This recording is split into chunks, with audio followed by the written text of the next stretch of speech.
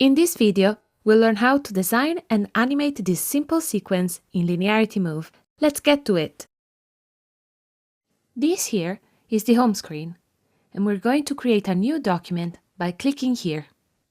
This pop-up is asking us to select the resolution of our video. Resolution determines the amount of detail in your video and the size in pixel of the rectangle that will contain your animation. Let's choose 720p, which is a very common format for video files. Frame rate is the amount of images that will be generated per second. It can be a little tricky to explain, but for now, let's stay with the default, 30 FPS, and click Confirm. Now we have an empty document, and down here we will find our collection of scenes. So let's go ahead and create an empty scene. Now that we have our first scene, we need to go inside of it by double-clicking. On the right-hand side, we can see that we can create a fill for the scene, which will be the background color. Let's activate the fill and go with a dark color. Now, in the animation property, we can set the length of our scene. Let's make it 3 seconds long. Inside the workspace, you will see that there is a small button on the top left corner of the main timeline, which now says Animate. If you click it, it will change to Design. These are the two different modes to use the workspace. Design is used to create or modify objects across all frames. Animate is to introduce changes across time, creating motion.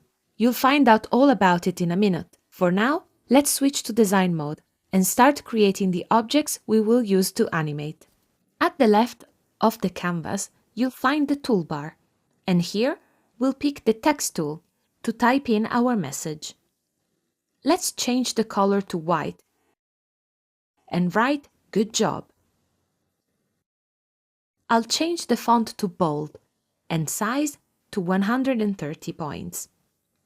I'm also going to center it using the Align buttons up here. I'm now going to add more details using the Shape tool. I'll double-click it to reveal the shape options, and I'll select the polygon shape. I'm changing the number of points to 3 to create a triangle. Using the Shape tool, I'm going to create a rectangle shape, holding Shift to create a regular square, and an oval shape, holding Shift to make it into a perfect circle. I can duplicate these objects by right-clicking and selecting Duplicate, or I can just press Command-D on the keyboard. Now I have all these shapes, but I'll change them a bit so they don't look all the same. You can change scale and rotation using these controls that show up around the shape when you select it. I'll also change the color of all the shapes using bright colors against the dark background.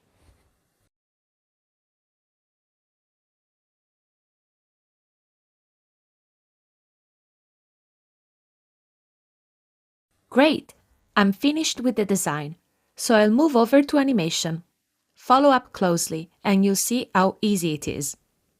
First, let's switch back to Animate mode. Down here, you will find the timeline. And on the left side, we can see all the objects we've created. On this panel here, we'll see all the animation presets available. Let's try it out. I'll select our text here and select the Fade In preset. This means that the object will come into the scene with a smooth reveal, as its opacity goes from 0% to 100%. If we press play here, or using the space key, we can see that we already have our first transition. If we click anywhere along this strip with time markers at the top, we can move the playhead forward and backward in time. I can also drag it across time if I want to. From here, we can see that the animation we just introduced starts at second 0 and it ends roughly half a second on the timeline. If I drag this indicator here, called keyframe, I can change the duration of the action we created previously. I want it to be a little bit slower, so I'll move it along the timeline. And now it looks like this. To create the next transition, I drag the playhead to second 1. I create a new snapshot at second 1 by pressing K on my keyboard. This will freeze the properties of all my elements in that moment on the timeline.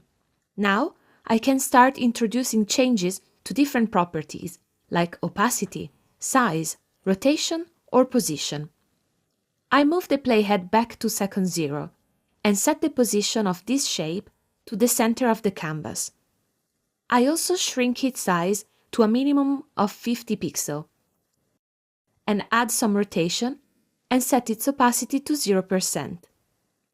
You can see now that the shape is appearing from the center and rotating until it reaches its position at second 1, where we created our snapshot. Let's do the same for every other object on the timeline, and to make things more interesting, you can set the rotation of some of them to 170 degrees for an extra spin. This is starting to look cool, but let's fine-tune our movements now. I can't see the shapes at the beginning anymore because they're transparent, but I can select them from the layer panel on the left side. To add some variations, I can change the timings of each individual object by moving their keyframes by dragging the animation bar like this. Don't forget to bring the text at the top of the layer panel so the shapes appear behind it. After some tweaking here and there, this is how my final animation looks. I'm ready, so I'll go ahead and export it. At the top of the screen, go to File and then click on Export, or click Command E on your keyboard. Here, we can preview our animation one last time before turning it into a video file. Let's export, and that's it. We now have our animation ready to be shared.